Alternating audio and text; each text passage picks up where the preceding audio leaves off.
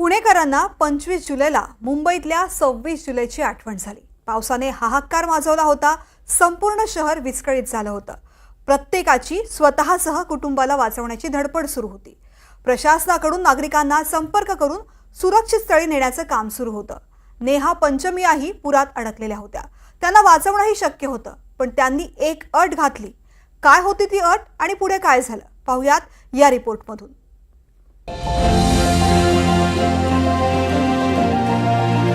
हे दृश्य फारच आश्वासक आहे। मदतीसाठी याचना करणाऱ्या त्या माणसांना ती याचना करण्यासाठी तोंड तरी असतं, पण मुक्या बिचारा अडकलेल्या या प्राण्यांना आम्हाला वाचवा हे सांगताही येत नाही। पिंपरी मार्केटमधले हे 15 मुके जीव नशीबवान होते, कारण त्यांची व्यथा ऐकवणारं आणि ऐकणारं हे दोघेही होते। नेहा पंचमीया या 15 जीवांच्या पालक। नदीचं पाणी घरात आलं आणि घरातल्या 15 जीवांसह नेहा पोटमाळ्यावर चढल्या। पण पाणी वाढत होतं तशी सुरक्षेची चिंताही वाढत होती। अखेर बचाव पथकानं नेहा यांना फोन केला। नेहा यांनी घर सोडण्याचं मान्य केलं, पण एक अट घातली, ती आपल्या 15 जीवांना वाचवण्याची। बचाव पथकानं क्षणाचाही विलंब न करता चिंचोळ्या गल्ल्यांमधून वाट काढत नेहा यांचं घर गाठलं आणि एक एक करत 15च्या 15 मुक्या जीवांना सुरक्षित स्थळी आणलं। कारण म्हणजे आता ते प्राणी त्यांना बोलता येत नाही।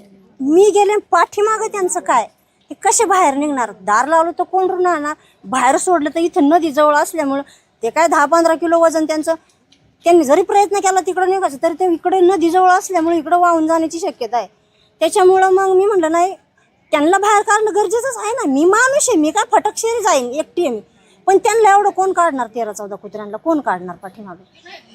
आणि मीच जबाबदार आहे। बाकीचं काय इथं? मी त्यांना, ते माझ्या ह्याच्यावर राहतात, माझ्या आधारावर राहतात म्हणल्यावर मलाच त्यांचं हे ना काळजी। कोणी म्हणेल की त्या 15 जीवांसाठी माणसांचे जीव धोक्यात घालण्यात काय अर्थ आहे? कोणी म्हणेल कुत्र्यांना सोडून आलं असतं तर काय बिघडलं असतं? पण आम्ही या बातमीतला मायेचा ओलावा पाहिला।